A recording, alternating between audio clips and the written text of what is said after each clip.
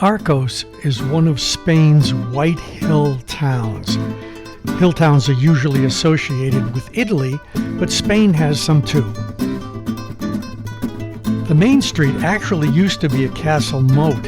Then in 1755, during the huge Lisbon earthquake, which actually was felt up here, a stretch of the wall actually collapsed and it blocked the moat and laying the groundwork for the street. Arcos balances on top of a rocky limestone ridge, and its whitewashed houses and stone castle walls stop right at the end of a sheer cliff. Arcos was also the frontier of Spain's 13th century wars with the Moors. And you can see a lot of that texture and influence in the architecture and in the food. There are some Roman ruins that exist in the area, and there's also some Stone Age caves that can be seen. Arcos actually has a long history of occupation beside the Moors. They have found settlements from the Neolithic Age, the Bronze Age, Phoenicians, Roman periods. Because there was always plentiful water and superb defensive hilltop locations, it was a great place for people to settle. The heart of the old town is the cobbled Plaza del Cabildo, if I'm saying it correctly, and it's a really nice place, except that they sort of use it now as a car park, and that's if you're brave enough to actually drive up there. You'll see some of the narrow alleyways that cars seem to try to drive up there, and we didn't see a car up there that didn't have some kind of damage. And some of the buildings you could tell were getting hit as cars were trying to come around these very tight corners. Up at the plaza, there are great views of the area below. And there's a person that was standing there with a falcon and a couple of owls, charging people to have their pictures taken with these birds. They were kind of brave to be doing that because I really didn't want to be sticking my face too close to the falcon.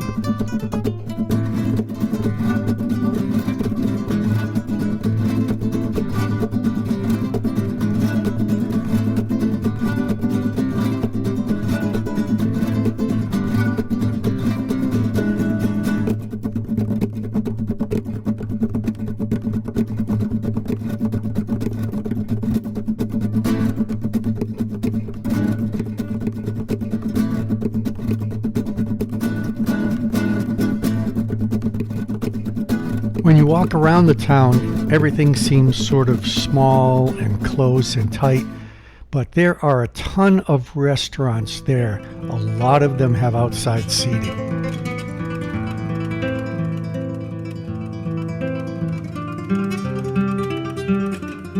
This shot was actually taken from our room, and as you can see, our room is also on the end of the cliff. You could see the huge crack in the cliff facing, and you gotta wonder, okay, if there's another earthquake here, is that entire piece gonna fall to the valley below and take a couple of buildings with it?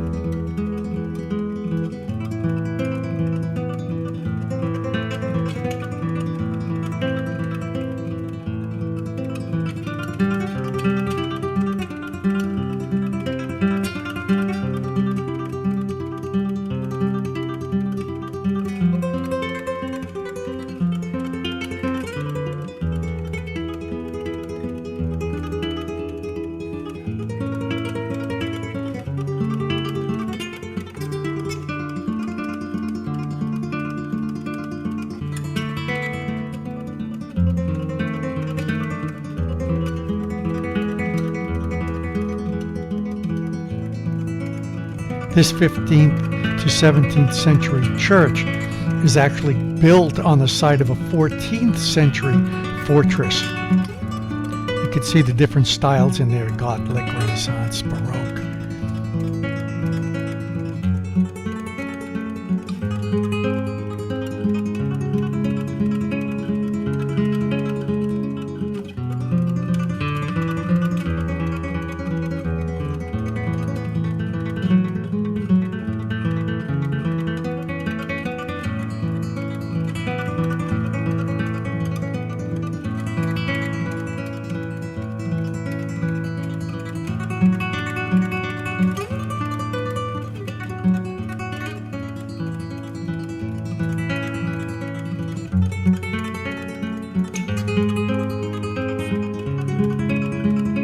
These are the floats that people will be carrying, and I don't mean rolling. They will be carrying through the processions, and they are heavy. These are full size. They're not like little statuettes. They are full person size. This church is famous for its 10 bells, which tolled throughout the entire war with the Moors. And several Moorish banners are actually in the church, and they've been there since 1483.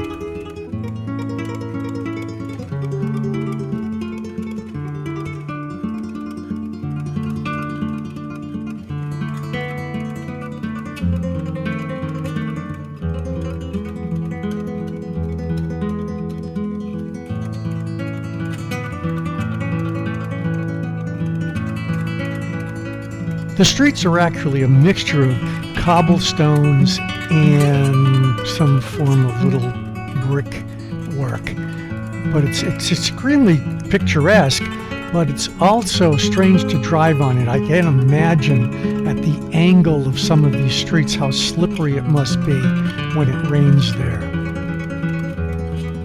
We were here in Arcos during Holy Week, so they also had their processions that went on for most of the night. The other thing that you notice as people are walking these processions is that the candles are dripping onto the roadway.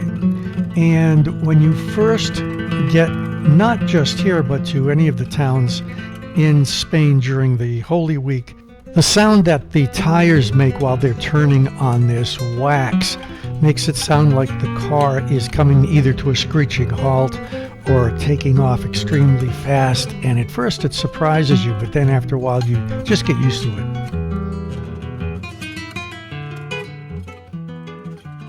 You can see that some of the women don't wear shoes during these processions. You can also see that some of these candles are as big as the kids are. You're amazed that they can actually fit these things and themselves down some of these narrow roadways. There will be a video of just processions in the different towns that I had visited.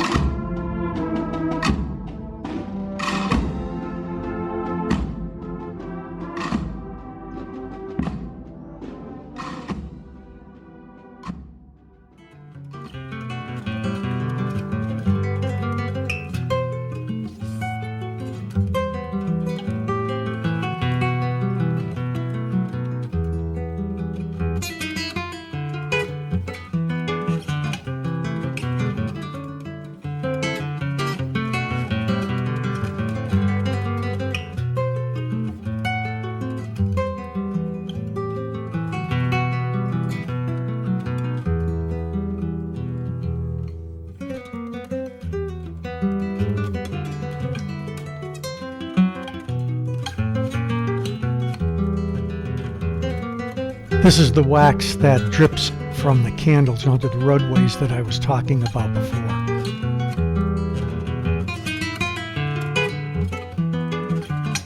You have to wonder how long some of these structures are going to last with plant life growing out of it, destroying the cement that holds it together.